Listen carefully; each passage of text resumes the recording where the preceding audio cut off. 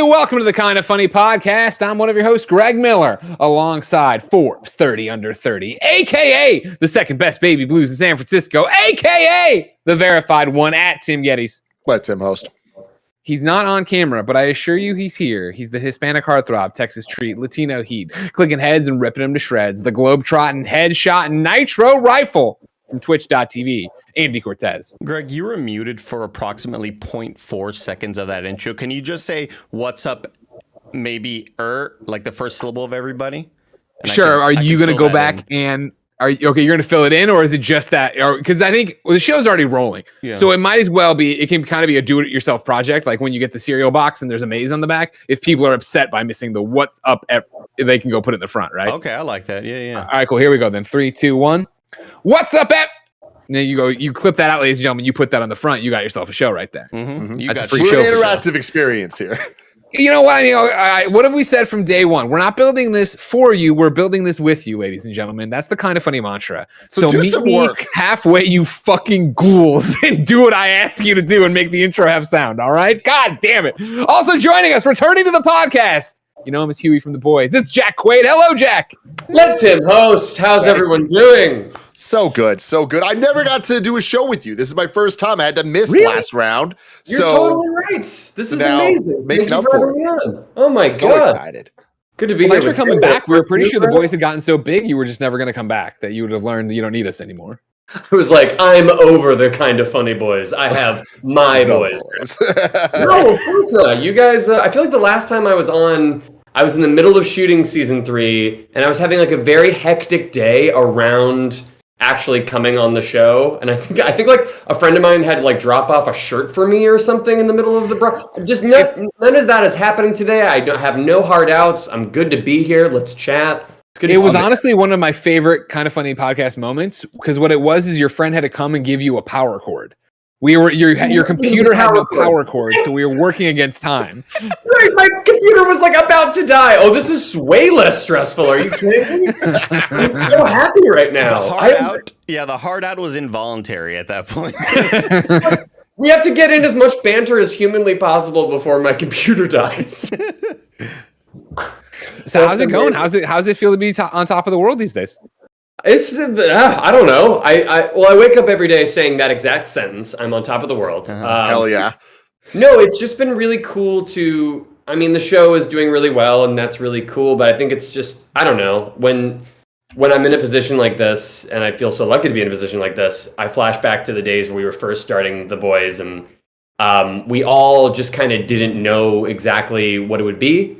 We knew it no matter what. We knew it was going to be a big swing. And we knew that we liked it, but we didn't know that like people would, or I think that people initially thought we were just like the superhero show with swear words in it, and now I feel like we're building this this fan base, and it's just we all feel so honored about it. It's like to go from what we were just figuring out the show and figuring out what it was going to be to now, and just to see how the audience has crept up and worked through word of mouth. It's just been so rewarding and so cool, and something that we never really thought could happen in our wildest dreams. So we want to thank all the fans. Like that is just so cool. We're all very, very grateful. One of the things Tim dropped on the most recent Boys in Review screencast was how, and I hadn't thought about it, but how not unexpectedly, but how easily and how great you guys have been at establishing your own universe, where things just make sense now. I remember Boys season 1, even being a comic book fan, like you're thrown into the deep end. There's a lot to learn. There's a lot to figure out. Why is this guy called Mother's Milk? And like all these other things that go on like that, right? But now to have it be where you can have the animated series, right? That are all these one-offs with the exception of Homelander's Tale, your stuff, any other spin-off, and then the things they just mention or pepper in now throughout episodes, you're able to pick up on, I think, so easily. Yeah, it's been really cool that the audience is... The coolest part about it for me is that the audience is like in on the joke of the show, which is like, I think all the marketing of the show is very much like you're existing in that world, right? So it's cool when like the audience sees, a poster of like Homelander or A-Train, and they know that those people are so fucked up. But the ad is like, promoting them like they're these gods, and it's cool that the audience is in on the joke with the show. And I think that that's so I don't know. It's just so awesome because I've always dreamed about being in like a superhero franchise thing, and then to have the show that was supposed to be like the middle finger to the establishment become something in and of itself has just been so cool to watch and see. I mean, it's been insane to go from season 1 that I think caught so many people off guard. I'd never read the comic, but I know Greg and Kevin were like super into it going into the show coming out. And when I first saw the trailer with the Spice Girls song, it was like, what is this? This is about to be awesome. And then I remember when season 1 dropped, like all of us that weekend were just like, whoa, y'all need to watch this show. Like there's something special here. Could not wait for season 2 anymore. When it came out, we were just so stoked week to week. And now we're at with season 3. It's like, real talk, this show is becoming one of my favorite things, period, of all time. Thank you. That means the world. Actually, can I nerd out on you guys for a second? Please. I think I found out that that people liked the show through you guys. I remember we were in the middle of shooting season 2, and I don't usually like look at like reactions to things that I do just because it's just a pressure cooker and it gives you so much anxiety. But I knew you guys, and I'm like, okay, I know Greg and the dudes, and you guys had a really great first response to that first season. I was like, oh, okay, this is something. I found out through the KindaFunny podcast, so thank you for being fans of the show. That is we made it. We put it on the map. We're not afraid to say it. You guys were the ones really putting it out there. But like every time someone talked about it in a positive light, like that, especially in the beginning, like that really helped us. I think that word of mouth really helped us, especially in the beginning. So here we are, though, at season 3. We're a little over halfway done, and this season has just been absolutely insane for any metric. But I think quality being the one I care about most here, like this is, I think, easily been the best season, and that is saying a lot because season 1 and 2 were so good. But like we have a couple episodes left, and all of us are just like on bated breath. Like, how can they outdo what just happened with the Herogasm episode? But like, are you guys feeling it with this season? Like, does this feel like the biggest thing ever? I feel like every season it's felt bigger and bigger and bigger. I think season 2, there was a big jump in how we felt, I think. Well, how we viewed the audience responding to it. Because I think with season 2, it was like, I think we were like, at that time, one of the only things on TV. And we were like, I don't know, everyone was trapped in their houses. So like everyone was watching us, and that felt very... that felt very interesting. It was like, oh, okay, there's a lot of attention on the show all of a sudden. Yeah, suddenly you went from under the radar to being like captive entertainment. yeah. And so I think I knew going into this season that there'd be more eyeballs on us. And it's just been cool. I don't know, like everyone is so, like I said before, like everyone is so grateful that people are giving it eyeballs, like seriously. And yeah, we do. I feel personally that it's my favorite season that we've ever done. I think that every character goes to a place that you don't expect them to go. Like when I found out that I was gonna like spoilers, I guess, for the show. If you're not completely caught up, they should have been caught up by now. Spoiler alert, everybody. When I found out that I was gonna get powers, I was like so fucking excited. Like I don't know, just as a nerd, totally. And Nightcrawler being one of my favorite superheroes ever too. Like to have a teleportation power, I don't even care that I have to get naked for it. It's awesome. Like that's just so fun that I get to do that. And I love, like, I'm just speaking from my own perspective. Like I just love that Huey this season is going places where like he's not entirely likable. He's dealing with like almost like a toxic masculinity.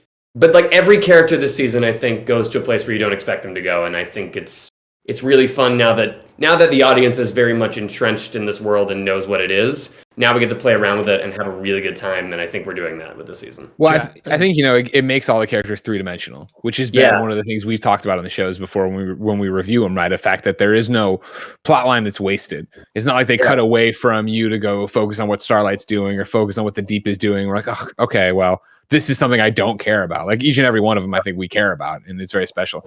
But you mentioned your teleportation powers. You mentioned getting naked. Yeah. When we were saying, hey, Jack's on the show next week, Nick immediately was like, I really want to make that show. And he couldn't make the show, but he was like, I really want to make that show. I want to ask him about his keister. And so Nick isn't here. But to channel his question, I would imagine it would be something along the lines of, you're reading the script, they tell you you're going to get powers, you're going to be naked for it. Are you immediately into the gym trying to like get to some kind of shape? Or are you just happy with what you are? No, I definitely. My goal was not trying to, because I don't think Huey, it'd be weird if all of a sudden like I was naked and Huey was like jacked. Like It would just be weird. Like, he's a normal guy. I think my goal was to just not look terrible. That was my goal. Well, success. Thank you. Hey, thanks. Great ass, Jack. It is interesting though. It is interesting though. Like when it came out, and then like the scene happens where like Huey teleports, you see my butt, and then almost immediately afterwards, Jensen Ackles comes out naked from a cryo tube. So my ass was almost immediately overshadowed by an ass that I guess the internet's been wanting to see for decades now, and I can't compete with that. I can't compete with it. I know. And look, congrats to him. The internet freaked out over his ass. My ass got some nods, not quite as much. Sure. But I'm just happy for the guy. I'm just very happy for him. Always the bridesmaid. Always a bridesmaid's ass. Yeah. Never the bride. Always the bridesmaid's ass. Never the bride's ass. Bride's ass. Yeah. That's how it's got to be. Bride's ass. Yeah, I appreciated. Of like 10 out of 10 for Jack Quaid. Now you need a new one of me just going bride's ass for some reason. Yeah, the community's already on it. They'll have a bride. We'll have the use it however you want. I don't know. Use it however you want. Yeah, I appreciate it. You mentioned Jensen, of course. Like, I think it was on TikTok or whatever where I saw him getting interviewed on a Supernatural panel, but he was talking about the fact that like he got the role, went and worked out super hard, and when he showed up, Anthony was just like, "Why didn't you make him build muscles in the suit? Like, why did you go work so hard? You could have just made suit muscles." He's like, "Damn it." I know. It's one of those things where I don't know. Hey, look, he looks good. It didn't not pay off. Good for him. Yeah. Well, again, I think, that was one of the things we were talking about last episode, right? Where, to have, this is all spoilers now for the boys. Sorry, everybody. Right. If you didn't watch Herogasm, right? But to have it be, Captain America versus Superman, right? And have it be that thing. And like how even when Jensen, shows up and is in modern era and seeing him react and have it through that lens of what the boys universe is, right? Of all these super flawed people who aren't at all like our bastion of hope, and his reaction to everything happening around him was so great. And then even like that the scene in Herogasm with you and him in the hotel room, and him just ranting and raving, and Huey's like trying to talk to him but like not talking to him, but you want to do that again. Everything he's saying is so not like PC, and he doesn't even know what PC even means. Like his delivery when you're like, "Oh, sure, blah, blah, the internet and this, that, and the other." He goes, "You made up those words." You made it. It was so good. One of my favorite things was reading, because obviously a lot of clips get circulated, and there was a clip on TikTok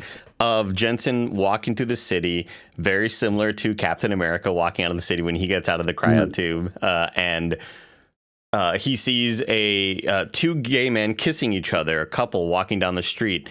And he has this face, and the TikTok comments put it perfectly of like, I'm not sure if I'm okay with that, but whatever, let them do their thing. Like, he has such this sort of reaction to the world of like, what the hell's going on here? And I think, I just think that like that scene was done so perfectly of like, this world is something I'm not used to. And also, as an aside, I want to call out that I'm glad we're talking the boys with Jack. Really happy to be here with you all.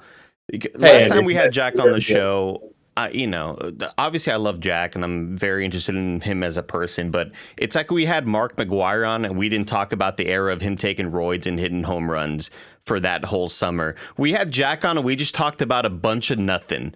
Like, now we're talking the boys, baby. Hell yeah. I'm very excited about this. Didn't we talk about Carlos Santana? We talked a lot about Which, hey, I'm fine to talk about Carlos Santana. I love Carlos Santana. Who doesn't? So are we. We talked about Smooth. Quite a bit.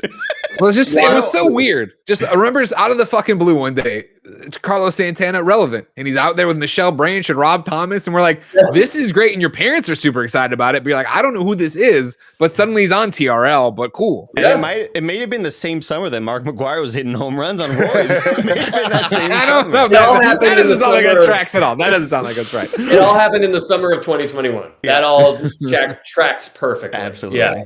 Well, dude, in addition to the boys, though, you've been having what seems like the biggest year of your life, starting it off with Scream 5. Cream. Oh, right. Jeez, 5 Cream. Thank you for calling it by the proper name. Of course. That's what we all called it while we were making it. It's been cool. It's weird, though, because it's like you do these things and then they don't come out for like Scream we did in 2020, like peak pandemic. And then it came out like 2 years later because they had a distant release date because they were like, maybe people will be back in theaters by then, and they were. But it's interesting, like you do all these things over time, what feels like a long time for you, and then they all come out within the same year. So it kind of feels like to you, it looks like I've just been like nonstop going, but it like that was like a lot of stuff cooking over years coming out in this year. But it's been great. I mean, I can't complain, and that's been being a part of that universe was so incredibly fun. Like that was just. I'm a horror movie fan, and just being a part of that franchise in general was just like such a dream come true. It was awesome.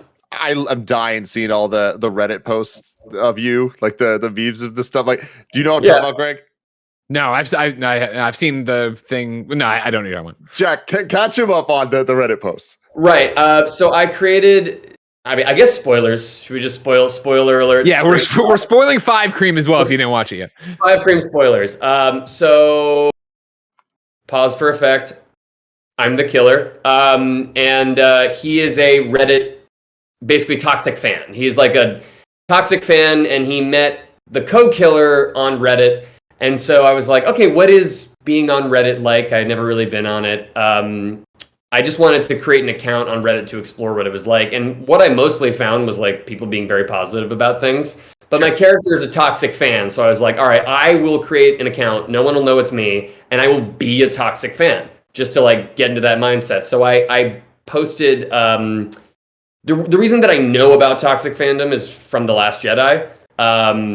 So I just posted like a whole thing under the username Stabhead. Nice. That was just like The Last Jedi ruined Star Wars. I fucking hate Rian Johnson. I love Last Jedi. I love Rian Johnson. I really don't. Me, Jack, doesn't have a beef with him or the movie.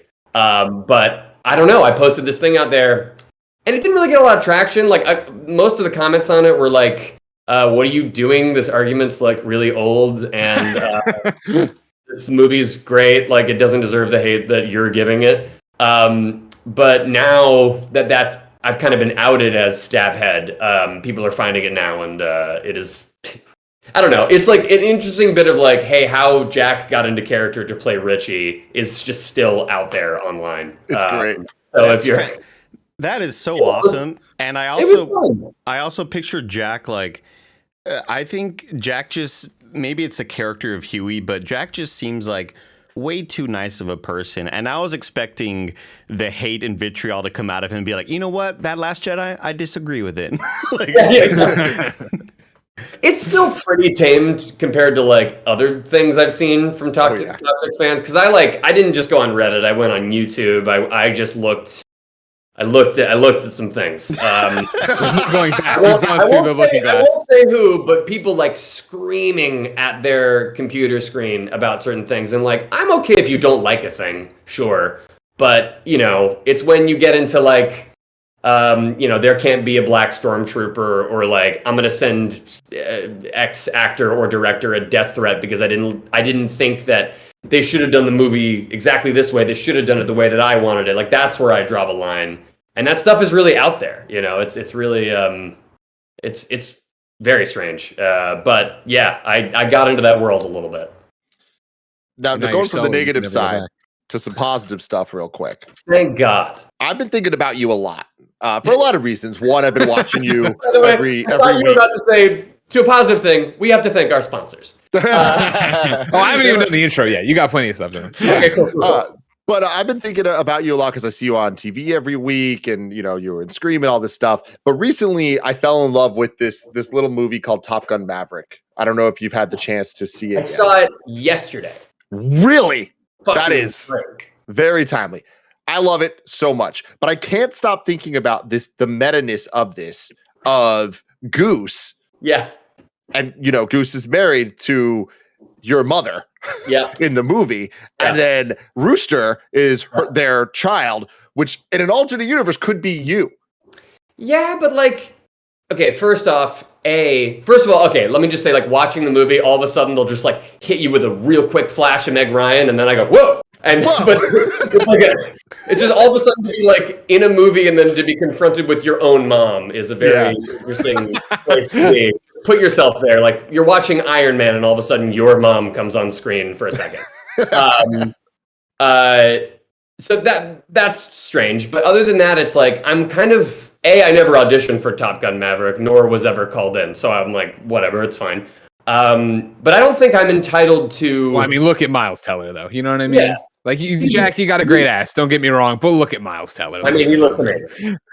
He's a great actor. B, I don't feel like I'm entitled to any role because my parents played their parent in a movie. And in fact, I think that would make the movie worse in a way. Like if I was Rooster, I feel like that would be, I don't know. It's cool. Like I'm glad that we're not locked into like only the children of these actors can play these actors. I'm glad we're not like locked into that. You know, like for both me and Wyatt Russell's sake, I'm glad that we don't have to like, you know, we can carve our own paths. We don't have to like, you know, just be in things because genetics. That's nice. And I thought the movie was awesome. I thought Miles Teller was awesome. Killed it. Seriously, like killed it. I was so taken aback because it was like people were like applauding in the movie, and I was seeing like a matinee, and like people were like applauding at like cool moments that happen, and I'm like, I haven't seen this since like Lord of the Rings, maybe. Like when I would see Lord of the Rings in theaters, and like Legolas would like slide off of an elephant's trunk and like kill a bunch of orcs, and the audience would be like, yes. You know, like I haven't seen, or maybe like a justified reaction, by the way. Very. I was gonna say, justified. were you a normal person during Lord of the Rings, sitting there going like, "This is no Clerks," but it's I don't know why you're clapping. You know, I said that exact thing. I said this is no Clerks.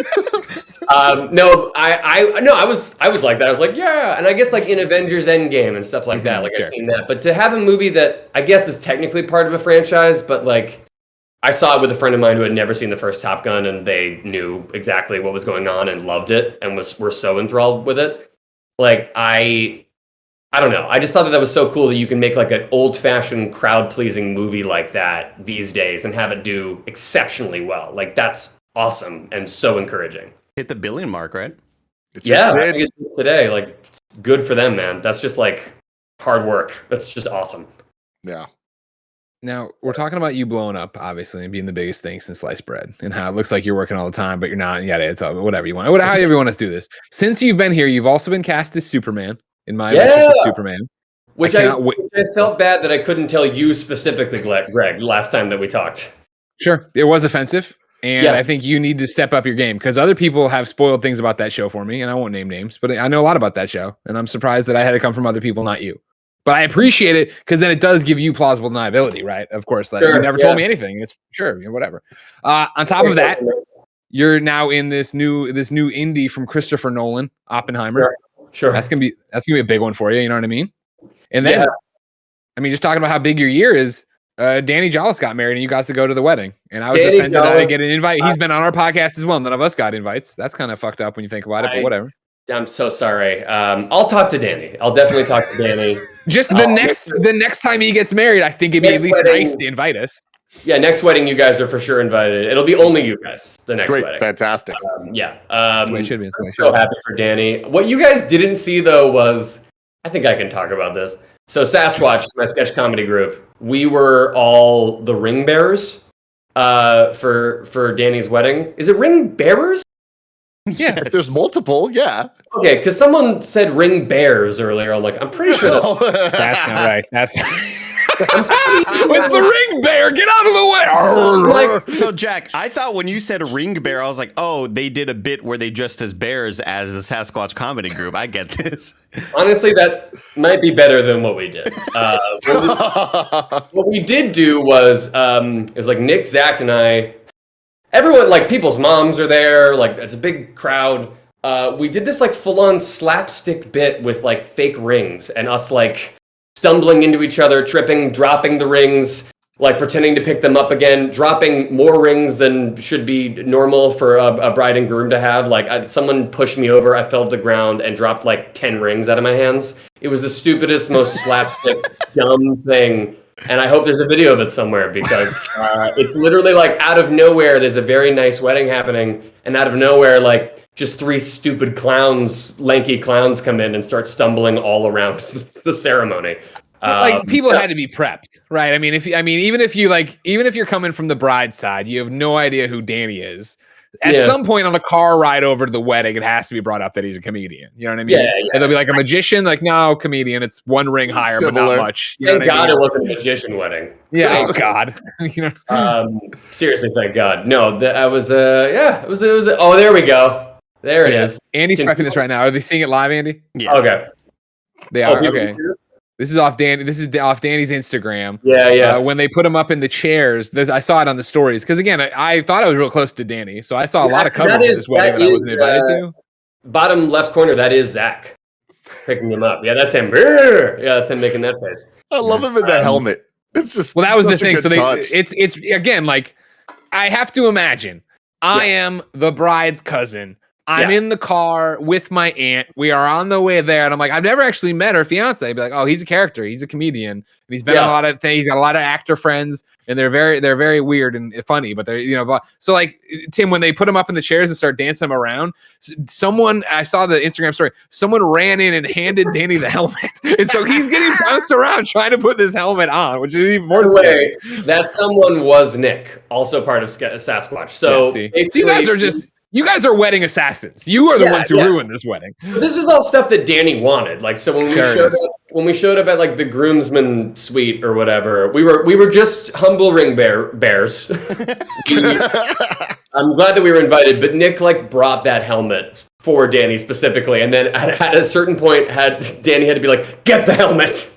So yeah, it was a fun wedding. It's the horror though. It really does stress me out. I'm really my core work is not great right now, and every time I feel like I'm about to drop, you're about to drop like the people from the wedding. If they die from your hands, and this should be a very joyous ceremony full of love and laughter. You could go straight into the funeral though. Like, oh man, I've had to pick up not only the bride and groom, I've had to pick up like the bride or groom's parents at certain things, and that's scary. I had like a friend of mine's dad be like, "Put me down," like very seriously from that chair once. It's a real anxiety attack. I'll tell you what's really embarrassing about all this when we're talking about not getting invited is just like seeing that Greg Miller liked this photo. Like it's just so sad. It's just like he wanted. Well, you get to that point where you're like, well, clearly it's salted earth. I'm never going to talk to Danny again or invite him on a show.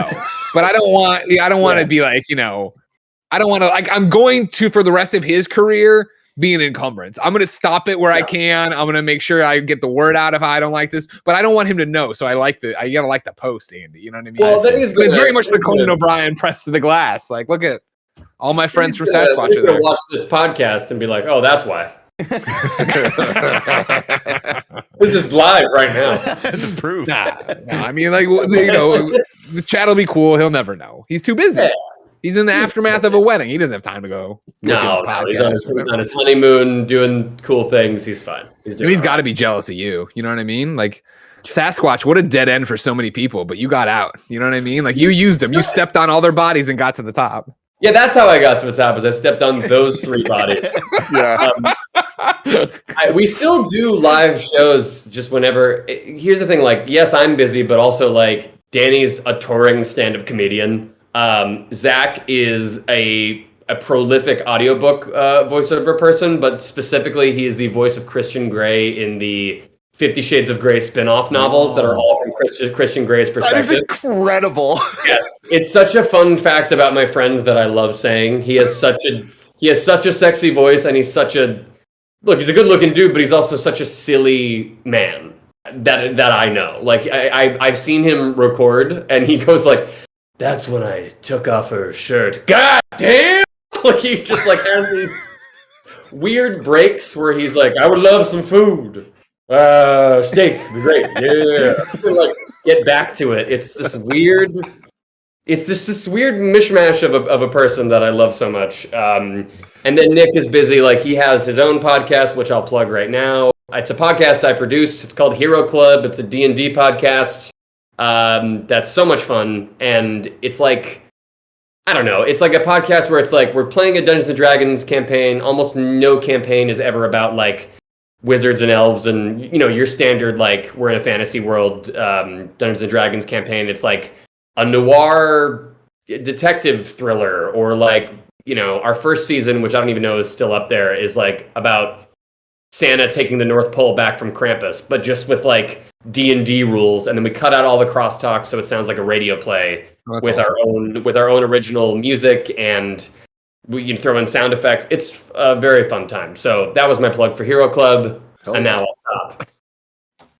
Well, while you stop, I'll start. If you didn't know, this is the Kinda Funny podcast. Each and every week, 4, sometimes 5 best friends gather on this table, each coming to hang out with each other and talk about whatever they want to talk about. If you like that, come hang out with us on patreon.com/kindafunny. Over on patreon.com/kindafunny, you can write in with your questions, your comments, your concerns, your topics of discussion. You can get the show ad-free. You can get it with the post show we do each and every week. And of course, you could be watching live just like Melissa Hagler, Lexi G, The Lou, and so many more are. Of course, if you have no bucks to toss our way on Patreon, no big deal. YouTube.com/kindafunny, roosterteeth.com, and podcast services around the globe each and every week for a brand spanking new episode. Some housekeeping. When this episode posts on Tuesday, the 28th, by the time you've listened to this, I guarantee it's already over, but there was a Nintendo Direct. We live reacted and got up really early to watch it. So go to youtube.com/kindafunnygames to catch the archive there and see what Tim thought of all the announcements. Tim, are you hyped?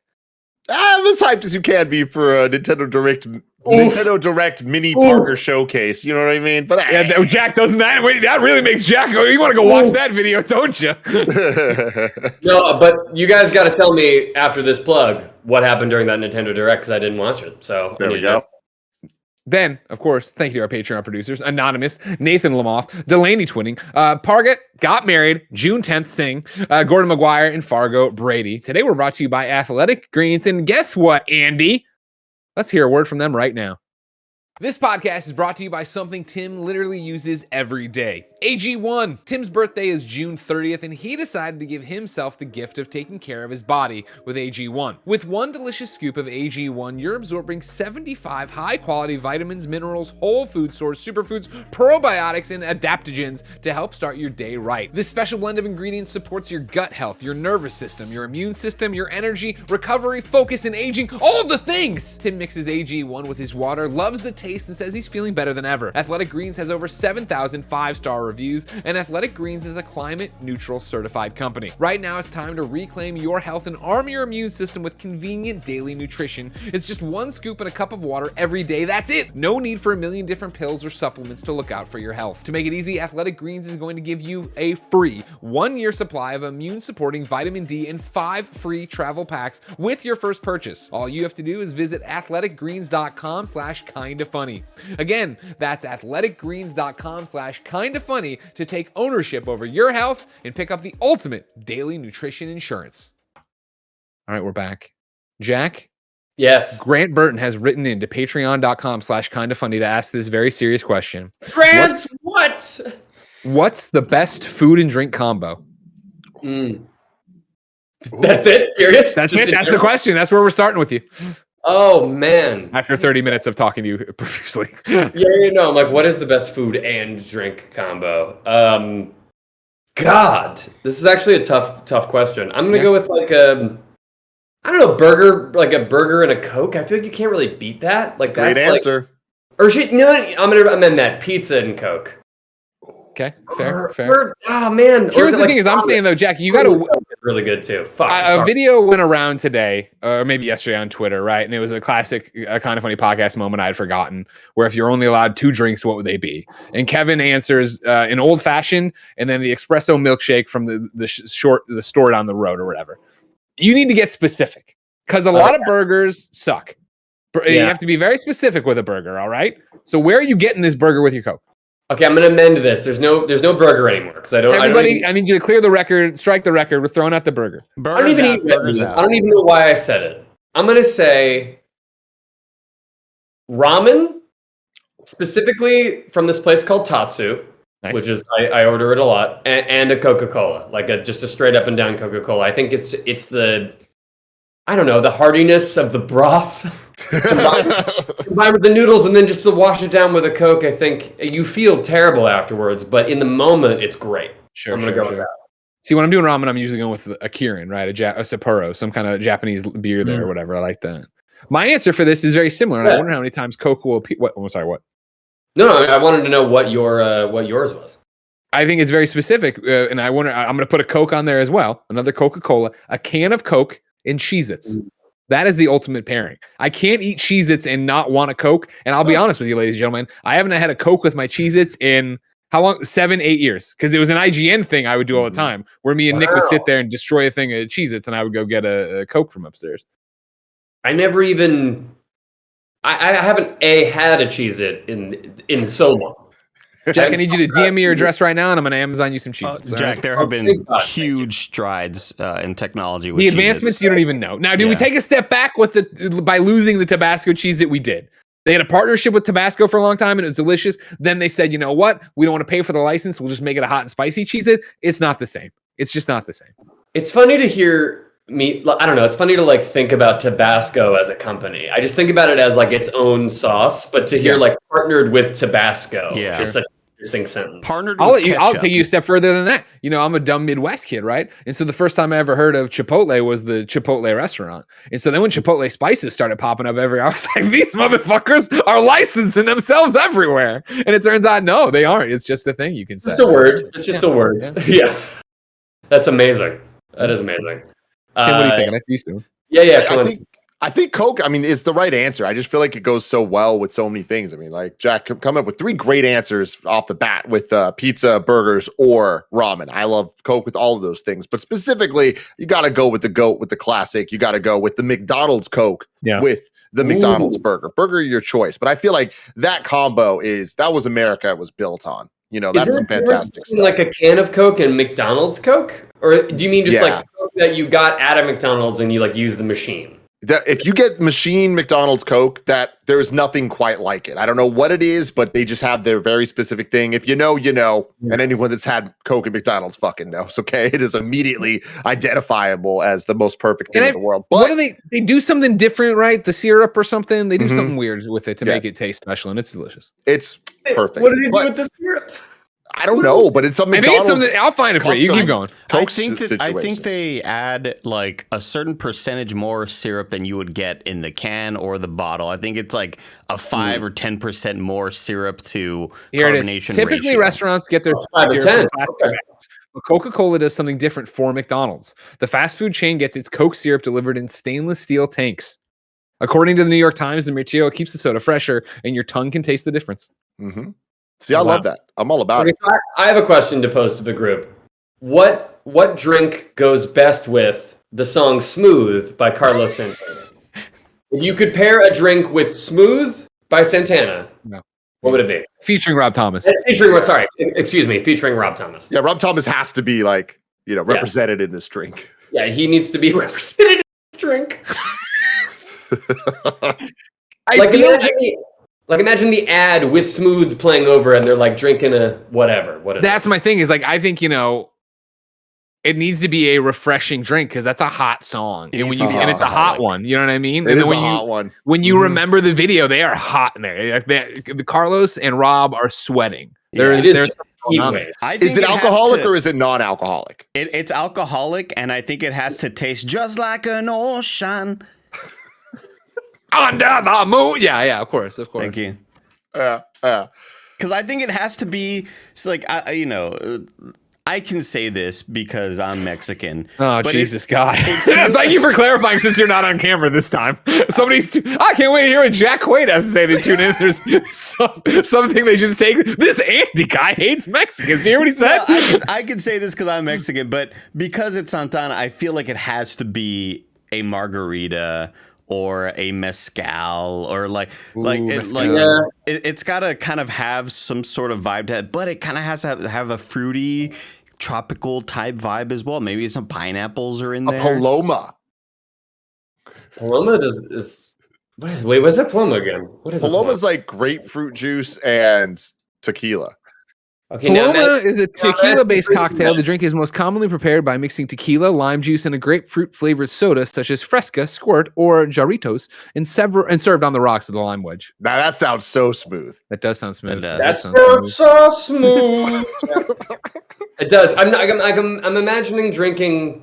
I guess it's like I don't know why, but it has to go out of a can for some reason. But it is all those ingredients, and then like hearing like just like the ocean. Yeah. It works. Exactly. It works. We got there, everybody. We did Well, it. it is, everybody. Everybody hit up Rob Thomas and Carlos Santana and let them know. And if Let you them do know. recommend another drink, Rob Thomas goes, just forget about it. What a gift to the world that era of music was. You know, music today, it comes and it goes. Yo, 10 real years talk, from now, no one's that talking about song- Doja Cat. That song is always in the same moment and era to me as God, I don't even know what it is, but Mambo number 5. I dream away. Oh, yeah. Sting. Wasn't that Sting? Yeah. I thought that was Those like are- an old Irish hymn for a second. I didn't know it was, I say it over Well, he's here. starting you like the peak of the song. That's always tough. You know what I mean? Yeah. Okay, I what don't know is why I always thought those songs were like connected for some reason. Definitely not, no. what is the song that you're singing, Tim? What is it called? He's singing Desert Rose. Desert Rose. I'm sure I've heard this song. Oh, you have Definitely. for sure. Yeah. But sometimes like I don't know. I mean, it's one of those where it's like I can usually help you out by singing a few parts, but Tim actually did a pretty good part. Yeah. It's Because like one it of- starts like as somebody who knows the song, right?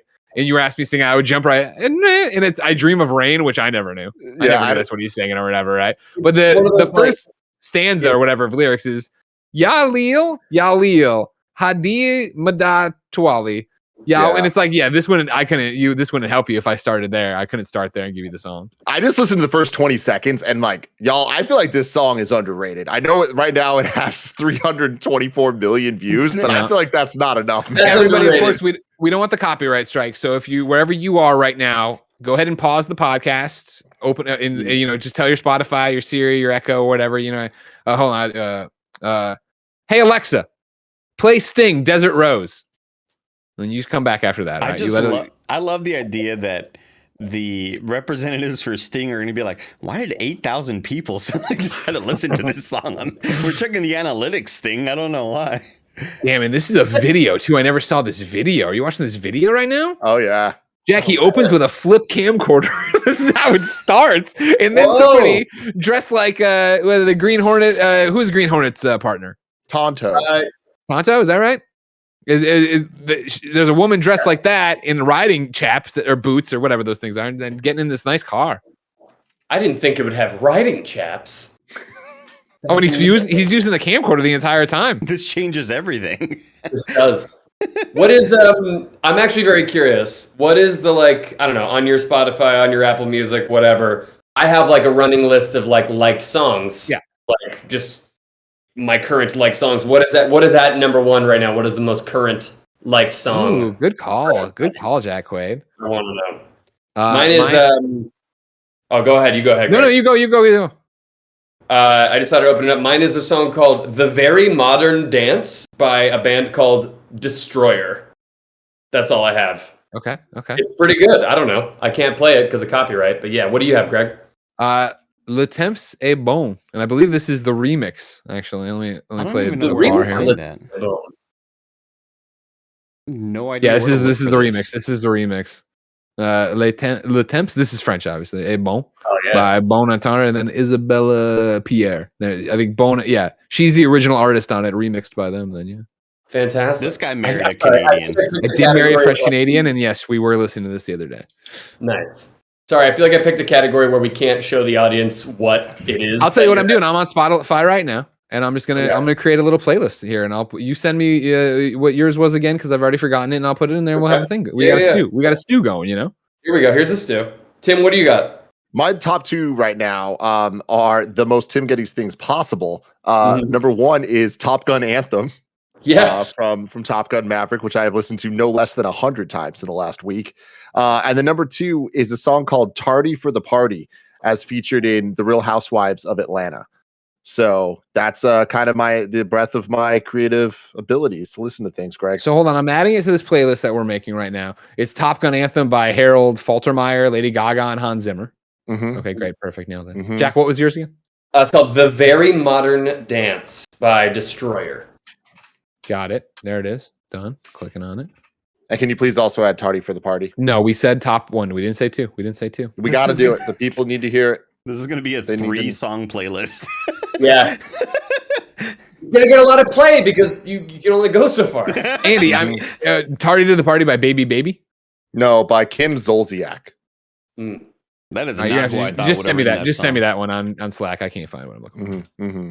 All right, sorry. Andy, do you have any? I don't even know where to find that section. I have no. Okay. Damn it, Andy. I don't know what Spotify like.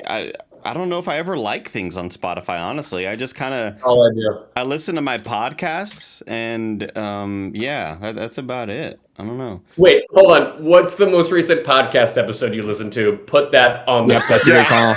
Also, Joey Lewis Noel Hard coming in Show. clutch.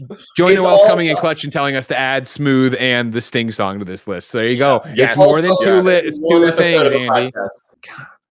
My fault. I'm sorry, everybody. Let's see. My most recent listen to thing was an Jamel Hill joining the Dan Lebitard show to talk about the recent SCOTUS decision.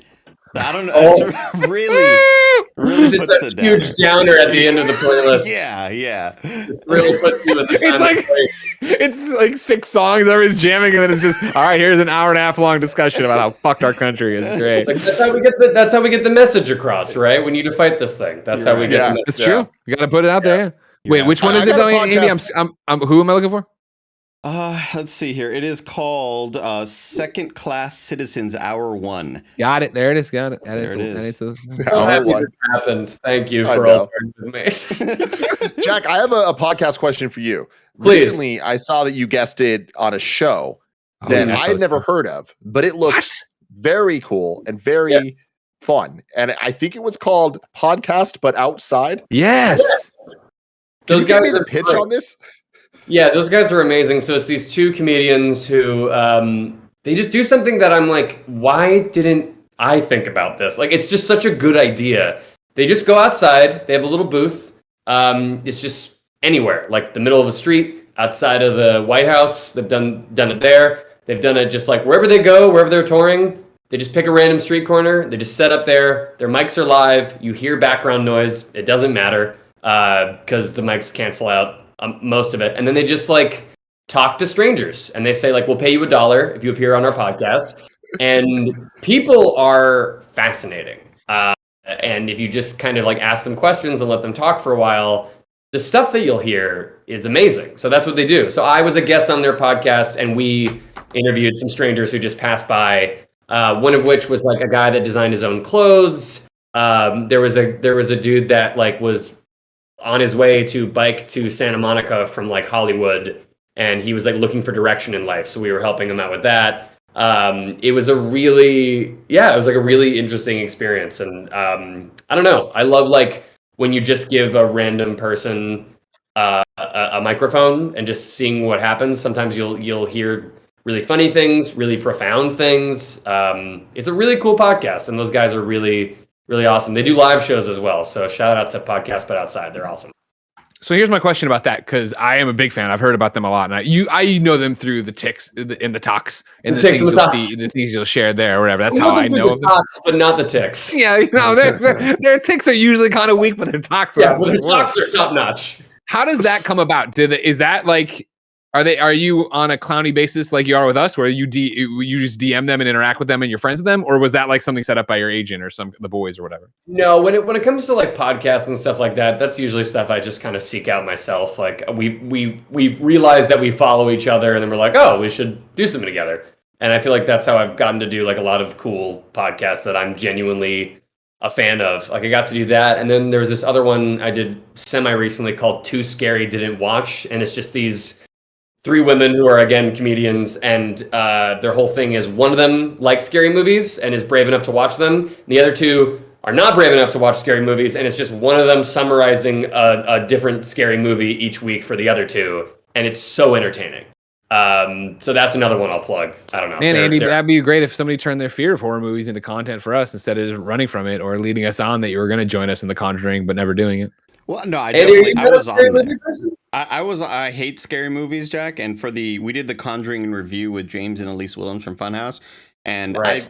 I couldn't join the podcast in person, unfortunately, but I was watching all the movies along with them, giving my thoughts about what was happening in these various movies, which, you know, I like to go into detail about what happens. And just some really harrowing tales of horror and love and redemption. You know, I saw. So all you were watching the movies, just not. 100%. No, he was not. He wants to Definitely. pretend that he was. No, he would just send in his review of what he thought about the plot for a movie he did not even look at the poster for. He didn't know. He just heard the name The Nun, and then he just talked for 2 minutes about what he thought about The Nun. You know, sometimes the I Catholic used to be in Church. your position, my friend. I used to be a scaredy cat in movies, but then I realized this really helps me. I don't know if it'll help you, and you did not ask for advice. This is unsolicited completely. But my whole thing was when I started to watch scary movies, I realized my imagination was always worse than anything that Hollywood could make. Like what I imagined the movie to be in my head was so much more fucked up than anything like a movie studio could do. My problem, Jack, is that my imagination then remembers all of those things at night. And so the problem that I have is like, yeah, you know, I might get scared in the movie and I get a little jump scare and your body kind of flinches or whatever, and that's fine, no big deal. But then at night when I'm have shampoo in my hair and I'm in the shower and I don't have my eyes open, I'm like, oh my God, I got to open my eyes because there's something outside of it. You know, like my imagination just kind of runs buck wild in those moments, and I hate that sort of stuff. I hate it. So you don't like to watch it because later it affects you. Correct, yeah. So our friend Rahul Kohli, who is on a lot of scary stuff on Netflix, he just won't stop doing these goddamn scary things on Netflix. And it's like, Rahul, I want to watch you in something, but I can't watch you in anything because everything you do is just fucking horrifying, dude. Did you watch him in Harley Quinn? Loved that show. Loved it. You're such a fuck, Andy. Sounds like you didn't. Sounds like you didn't know. Loved it. Big fan of it. Wait, so Jack, you're doing voices on Star Trek, right? On Lower Deck? Yeah. Oh, sorry, go ahead. Who are we calling? Great. Oh God, here we go. Are we calling Rahul? I don't know. No, we can. Do you want to? Right now, we're trying to call Nick. I don't know. I met him once we were both at the same restaurant. Did it go well? Yeah, I think he's great. Hopefully he thinks I'm cool. I don't know. We'll call that. Oh, that's the next. All right, we'll call him now and figure that out for you. He was calling Nick Scarpino, I think. I don't know. Oh, yeah, that's what I'm sorry. Yeah, I was calling Nick to try to get his playlist pick here. If you want to follow along, the list is being developed live. You can go to kindafunny.com/JackTunes, and over on JackTunes, you can see what we've added. So far, there are 9 songs on the list. Le Temps est bon, Top Gun Anthem, The Very Modern Dance, Tardy for the Party, Hour 1, Second Class Citizens, Desert Rose, Smooth, a sketchy a podcast about outside, a sketchy motel, and then the Too Scary Didn't Want Shaun of the Dead. Greg, nice. Can you make sure the word Jack is all lowercase and then Tunes is all caps? I think that would look cool aesthetically. From now on, when I put out the URL, just like maybe you got to retitle the podcast or the playlist on Spotify or something. On the playlist, I just call it Kinda Funny and Jack Quaid's Tunes. The boys Jack Quaid came on the Kinda Funny podcast, and these are the songs we talked about. ... and podcast. Oh, okay. Well, I don't love the sound of Jack Tunes, but I'll take it. Jack Tunes sounds like a really crappy app. Jack Tunes. Is this Rahul? Is He's Rahul? not gonna remember me. Hello. Hey, Rahul, it's Greg Miller. You're on the Kinda Funny podcast. How are you? I'm all right, Greg. What's going on? Nothing. 2 questions. Are you ready? Okay, go on, hit me. Number 1, what's the most recent song you've added to your Spotify or Apple Music or whatever? Like, what's the most your most recent liked song in your library? Because we're gonna add it to a playlist. I have been listening to the Judge Dredd soundtrack. Okay. So should I just... So the old Alan Silvestri Stallone one. That's the thing that's been getting the most airtime from me. Okay. Do you want a particular song from to the playlist, or do you want the entire thing? No, it's called Block. It's called Block. I'll tell you right now. It's right there. I was just listening to it. Sure. We got all the time in the world. Don't worry. Okay. Block Water. Block Water. Yeah. Block Okay. Water. Block Water. Got it. Fine. Perfect. And then the other thing is, do you like Jack Quaid? You met him at a restaurant once. He says you won't remember him. Yeah. He's super cool. Yeah, Okay. I love The Boys. I think he's fantastic. I mean, sorry, I love The Boys. Not I love boys. I love The Boys. We've all been there. We've all been there. We've all made it. Okay, good. We just want to make sure. We just want to understand that. We also didn't prep him ahead of time that he can't hear you, so he's been trying to talk to you through the phone right now, but he doesn't understand that the microphone's one way. But he's a good guy. Fair enough. Tell him I can't wait to watch the new season when I wrap this damn show. Sure. And then side note to all of that, Andy didn't watch any of your stuff and he tried to blame it because you're in scary stuff, but then I brought up Harley Quinn and he had no answer to that. So just to remember, next time you're ever like hanging out, dude, he fucking sucks. And he did play Fortnite though. He did play Fortnite. I'll give him that. Yeah, but I really think he did that for The Rock, if I'm being honest. None of us can defend ourselves right now. And not to mention, too, like for a long time, and this is the problem with kids these days with their Twitch channels, Andy talks so much shit about Fortnite, and then he saw it was getting views, and what is he doing over there? He's like, oh, man, who wants a V-Buck? You know what I mean? Oh, look, it's my friend Rahul. Exactly. Embarrassing. I'm glad we're on the same page. All right, I'll talk to you later. I love you, Greg. I love you, too. Bye. He likes you. What a sweet That's the takeaway. What a sweet man to just be like, hey, you're on the KindaFunny podcast right now. Oh, okay. Well, yeah, I like these songs. Like, you just roll with it like that. Jack, you need to understand, eventually you're going to give me your phone number by mistake. And if you ever get a call from me, if I ever call you, it's 99% you're live on the air or someone has passed away and I need to have a serious conversation with you.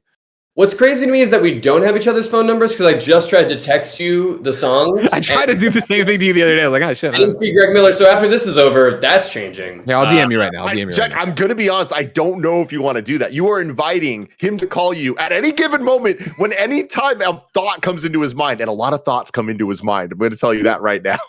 Look, I need to be as cool as Rahul. I need to be. Okay. That's my goal in life. So if I need to be like the dude that like out of nowhere you just call with like a random dumb question and I'm like, oh yeah, whatever. Sure, I'm driving a car. Sure. But I'll answer this. Yeah, I'll be that guy for sure.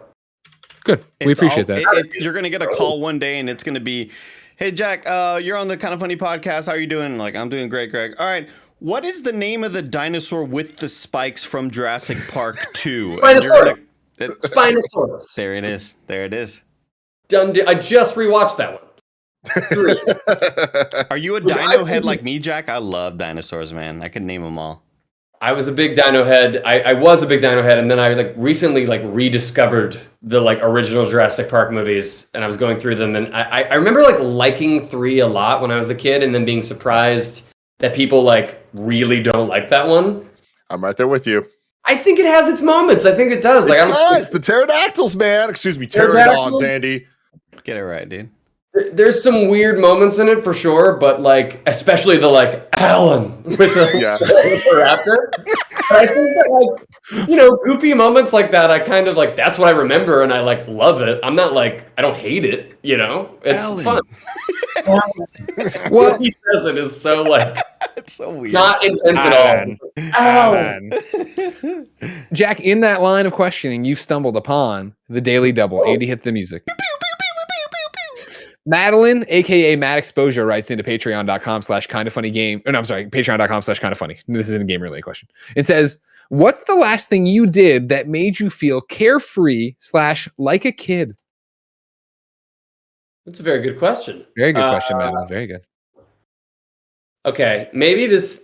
No, this is definitely it. Okay, so there's this. I was filming the Oppenheimer, whatever. What's it about? Tell me all the spoilers. Do you die on that one? I literally can't say anything, but Sure. basically there was, we were shooting in New Mexico and there is a place there called Meow Wolf.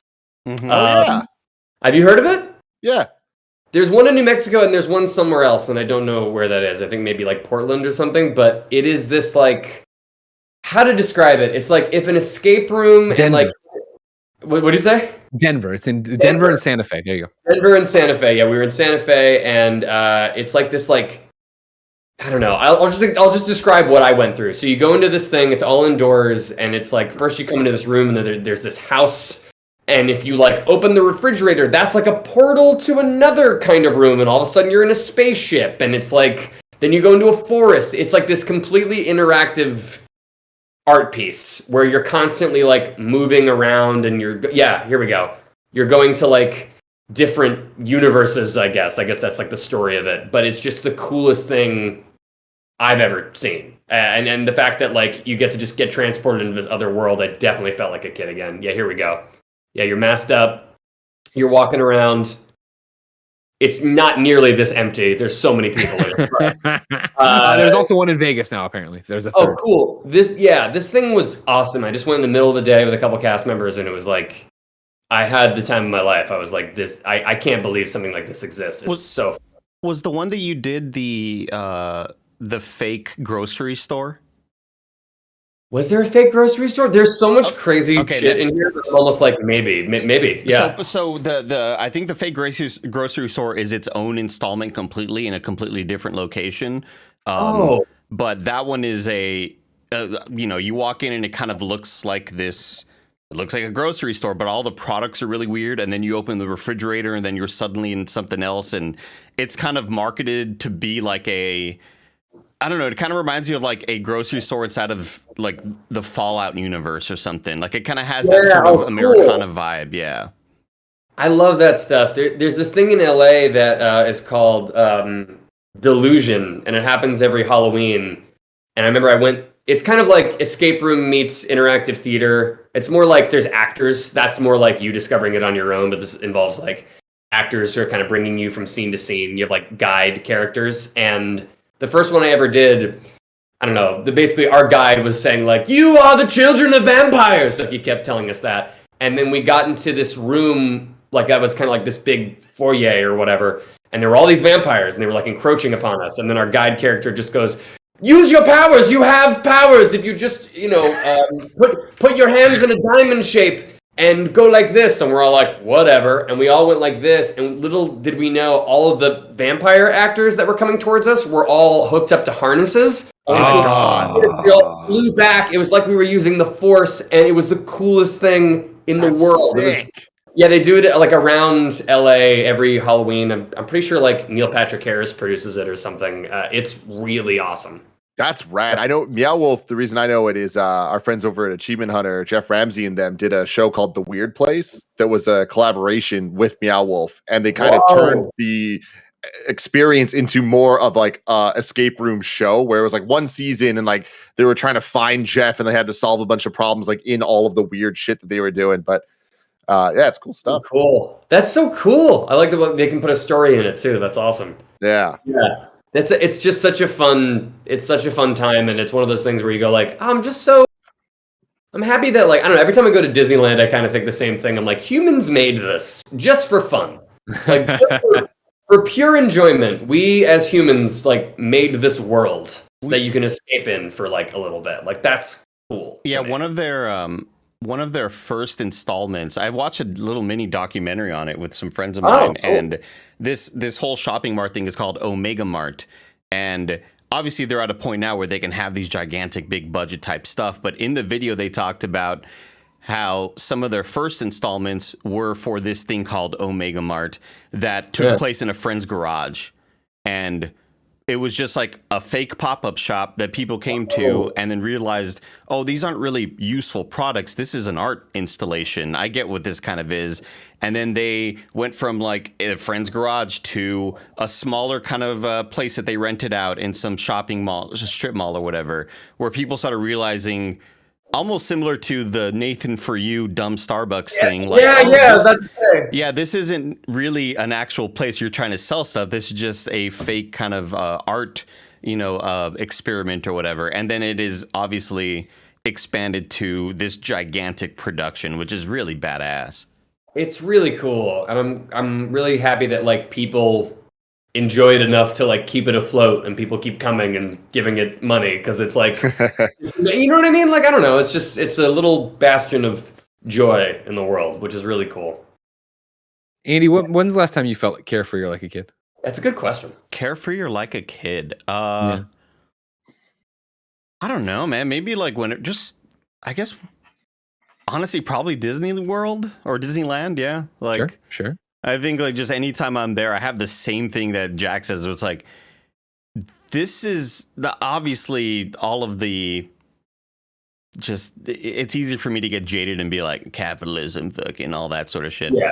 But being here is just like, this is pure joy. And I'm enjoying this right now as a 34-year-old man. And I can't imagine what it's like being in a place this magical and positive as a kid. And so it's probably there. I think the moment I felt it most, because I hadn't been to Disneyland since I went to Disney World when I was in middle school, and I hadn't ever been back since. I'd been to theme parks in the meantime, but when I was 31, I went to Disneyland, and that was my first time back again, like 20 plus years. And it was walking into the Cars Land area. Ooh, and just kind of right. like seeing, like being transported to a different world, and then getting in line and then riding the line. Like, I was brought to tears. I was like, this is magic right here. Like, it was just so cool. It was awesome. There's this thing on, if you like like how they make these attractions, there's something on, I think it's Disney Plus. I think it's called Imagineering, and it's just a documentary. The Imagineering story. Yeah, and it's just a documentary series about Disneyland and like how they made each of the rides and like how they first started the park and like what was the inspiration behind Pirates of the Caribbean and how they got the animatronics to work like back in the day. It's really, really cool just to see how they make these things. The Avatar section is so awesome in that one, where they talk about the trees and the floating stuff. Is that a Disney World? The Avatar section? It is. Yeah, which I haven't been to yet, but just in that Imagineering story, seeing them concept of floating islands and stuff, and how are we gonna make islands float? You know, like, it's so cool. It's unbelievable, man. I got to go in 2019, and Andy, what you're talking about with Cars Land, where at night it's like, how is this real? Like Avatar Land, Pandora in Disney World, it's that just ratcheted up even more. Like, it is. It's truly, you're just in a different place. And like, it is, all the trees are glowing and like everything is beautiful. That's awesome. That's really cool. Tim, what about you? I feel like I'm lucky that I get so excited about things that I love. So I feel like it's pretty often that I get transported back to just being a kid. Like, I mean, even recently with the Final Fantasy VII announcements of Remake Part 2 and Crisis Core being remade, like, when game showcases give me the announcements I'm looking for, I legitimately turn into a child, like the N64 kid on Christmas, where I'm just like, oh my God, this is happening. Or like Sora coming to Smash Brothers, like those type of moments. Like I just really allow myself to just feel. And I'm happy that like I am still capable of that as a 32-year-old man. And I know at this point I'm so fucking annoying to bring this up as much as I do. But I gotta tell you, man, Top Gun Maverick, like watching that fucking movie, I'm just sitting there like, how the hell is this the most fun I've ever, like, I saw it 4 times in theaters and I might not be done, y'all. Like it just, there's something about it that it just makes you feel good and it makes you feel like anything is possible. Like, it's just great. Actually, that makes me think of a question for you guys, and I love that answer. Like, I love that, like, you know, I know that feeling too of like anytime like a video game conference, like E3 or whatever happens, and there's a big announcement, you're very excited about it. You feel like a kid again. It's so cool what you guys do, and I imagine like if you could tell your younger selves like, oh, what you do for a living when you grow up is you get to like play video games and react to them and review them. Like, how cool is that? And B, was there ever a moment in your career where the magic was taken out of it a bit because you guys do it for a living? Or has it just kind of been great the whole time? It's a great question. I'll start, I guess, as I've taken it. And I guess, you know, I've been doing it the longest out of the 3 of us. Like, I would say no, the magic's changed. You know what I mean? I think I still get that when the code comes in now. I still get the same feeling I get when the review copy would come in, or when I'd, you know, if you that's at IGN and you go back further, of like when I would, you know, drive or get dropped off at Walmart to get the game, right? I always think of when I, you know, for that story of like, you know, it's old one where I called every store every day trying to see if anybody would break the street date for WrestleMania 2000. And when Walmart did, driving over there like a bat out of hell and going in, hoping this guy who was ready to break it was still there. You know what I mean? Like that excitement is still the same when I got the review codes at IGN, or the copy when I got it, and now when I get a code at KindaFunny. Like when it's one of those games, that's still there. And I think if anything, like, you know, the magic of playing a video game, it might have changed because I think now it's a little bit more like, now you know how the sausage gets made. And I think that's not, you know, something that's necessarily unique to me or somebody in our position. I think it is the fact that it's 2022 now, and everybody who makes a game is doing a podcast or talking about it on Twitter, or there's been this news story about the trials and tribulations and something like that. So now I think it means even more to me when I play a game that is above and beyond, and it's amazing. Whether it is that I'm playing this AAA game that, holy shit, this is delivering and this is another level, something like Last of Us Part 2, or if it is something that, holy shit, I'm playing this indie game and I know the team's only 3 or 4 people and they crushed this. I can't believe how much fun I'm having with it. That's still there. Yeah. What about Andy? You, Tim? Or Andy? Go for it. No, I don't think the magic will ever go away. That it's always feels special, and I just think about what I was doing before this and how I know how difficult it is to even try to get the dream job in the dream industry. So no, I don't think so. I mean, I think anytime we are at the theater waiting to watch the new Marvel movie, and I think no matter how jaded you could feel with anything, sometimes the comment sections get you down and stuff like that. But I think at the end of the day, it's just like, I know how lucky I am to be in this position. And same with Greg, I still get that really excited feeling when that big long awaited game is that code pops in, or you see Greg react on a show like, oh shit, and then I go check my email, I'm like, oh shit, it's fucking it. Like, I get that feeling, I get super stoked. So no, that feeling will never go away from me. Nice. Yeah.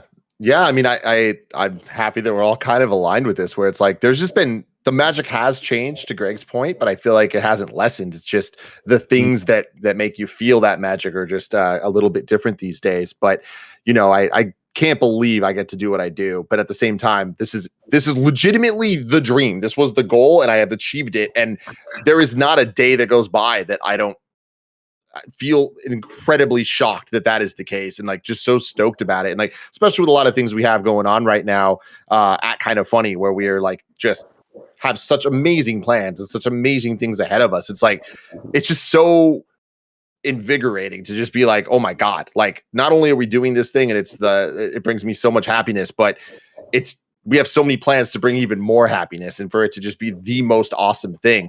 The other side of it though is I think that there's a lot that goes into it that you don't account for and you can't plan for. And I feel like you have to play a video game for review. Does that change the way that you play? It does. But I think that overall, I've kind of found it where I love watching movies. I love watching TV shows. I love playing games. I love listening to music. And when you have to do that for work, it does kind of change the experience. But then it just kind of means that in my off time, I get to watch TV shows, watch movies, play games that aren't the things that I do for work. And then it just kind of just feels like a separate thing. And I think that that's cool, is that just playing video games, they're not all the same. Watching movies, they're not all the same. But they all bring me so much joy. And it's something that I enjoy doing so much that I love that there's so much out there to be able to consume and talk about with friends. And the fact that we turned that into a job is so incredibly cool. But the hard part is dealing with the social side of it all, and like everyone's thoughts and opinions, and trying to make sure that you're taking care of yourself, your people, and then how everyone else around you views it. That stuff's hard. That stuff's stressful, and that is not magic at all. Sure. And before we stop, I just want to throw out there, like, Jack, I've never had a more happy time in my life than getting to play Elden Ring for review. That is the best feeling I've ever had. And then all I did for 2 weeks was just play Elden Ring and report back to other people in the industry of, did you see this? Holy fuck, did you get to this? Yeah. Oh my! It was just like one of the coolest things I've had, because all the other stuff we've done in the past has been when I think of other big games we've had for review, like playing God of War 2018 was obviously awesome. And there's been a lot of other amazing games that we've gotten the chance to play beforehand. But there was just something magical about that sort of experience of discovery that I haven't felt in a game ever. And I was here I got hired at KindaFunny a couple of months after Breath of the Wild came out. I'm sure that would have made me feel the same way. But that was just like, Especially because Greg and Tim let me take some shows off because they knew I was putting 45 or 60 hours into a game. Like, it was just so cool. Just kind of, that became my life, and it was, I was all in. Wow, that is so good to hear that you guys are just like, I don't know, loving all of this. Like, that's just good to hear. That just makes me very happy. Well, you still love I'm acting, usually right? I faking mean, you it, still love yeah. making shows. What do you say? You still love acting, right? You still love making shows. No, of course. But I think I know what you mean in terms of like every time I like, I don't know, book something or something I do comes out, or I get to like work with someone cool, or I don't know, like that feeling never goes away. The magic, of course not. Like I think more and more actually, I try to take moments where I'm on set and I get to look, and I consciously make the choice to look around and take everything in. Especially on a show like The Boys, where like I'm in the belly of a whale that they built that's on the shore of Lake Ontario right now. I'm never going to be here again. Take this in, enjoy it. It's so cool that they did this. Yeah, no, it's definitely like, if anything, I've enjoyed the magic of the magic has increased for me. I think like making it, but it does like, you know, when you know how the sausage is made. Sometimes like it's harder for me to watch like when I'm making a show like The Boys or doing a movie like Scream, it is harder for me to watch movies or TV shows because it's like I'm actively doing it so I can tell like, oh, they use that shot, or they're at this location that I recognize from Toronto, or like whatever. It makes it like a little bit harder for me to get engaged with. It makes the stuff that where all that goes away, it makes that pop more. You know, something like Top Gun Maverick where you're like, this is just like amazing. You know, I'm completely swept up in this. And it, you know, that's why I think I watch a lot of documentaries and play a lot of video games, because I'm not in those fields. And I love a good documentary that like, I don't know, it's a true story. It's not anything that anyone had to come up with. So I get really invested in those when I'm shooting. But no, the magic hasn't gone away at all. And you know, to come full circle to where we started or whatever, with you being the biggest thing on the fucking planet now. Not true. Yeah, it's true. So then does it like blow your mind when you see like you like video games as much as we do, right? When you see the people that are creating games talking about you, like Hideo Kojima just tweeted about you. That was Hideo Kojima, Metal Gear, Death Stranding, just tweeted about Huey, and he's been tweeting about The Boys for a while. Now he's literally talking about you right while you've been on this podcast. Yeah, didn't know that. Andy. Watched up to episode 5 of season 2 of The Boys. Huey Campbell really likes Billy Joel. This is amazing, right? Oh shit, dude! I'm taking this in right now. This is like really These are those moments of magic, everybody. like that's crazy. I don't know. Like that's such a like whatever comment too. It's just like he really likes Billy Joel. I'm like, yeah, I know. But like the fact that it's Hideo Kojima and he's seen my face, like that's fucking nuts. Right? That is really nuts. So yeah. Magic's still there, guys. That was a test. The magic's definitely still there. Jesus Christ. I didn't see that. Fuck. That's crazy.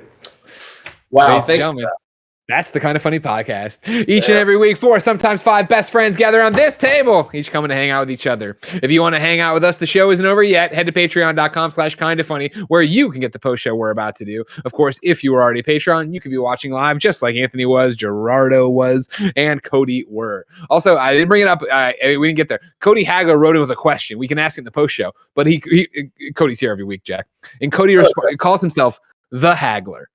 But we also know that Cody's wife, Melissa Hagler, is here. So I want to know in the chat, in the post show, how she feels about Cody being the Hagler and her not being the Hagler. That's an interesting one. I don't know how I feel about that. However, if you have no bucks to toss our way and you can't come see the post show, no big deal. YouTube.com/kindafunny. Of course, roosterteeth.com and podcast services around the globe each and every week for a brand spanking new episode. Of course, Jack, everybody should be and probably is watching The Boys on Amazon Prime. But if they wanted to keep up with you, where could they go? Oh, they can go to at JackQuaid92 on Twitter. You can go to Jack_Quaid on Instagram. Yeah, those are the places.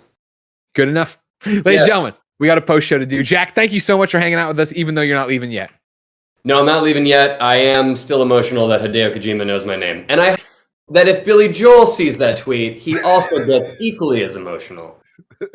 Billy Joel. I would love it if Billy Joel's like, And Billy Joel's like, I "Hey, made Metal Gear fucking Solid." You know what I mean? Like, oh my god, ladies and gentlemen, we got a post show to do. Until next time, it's been our pleasure to serve you.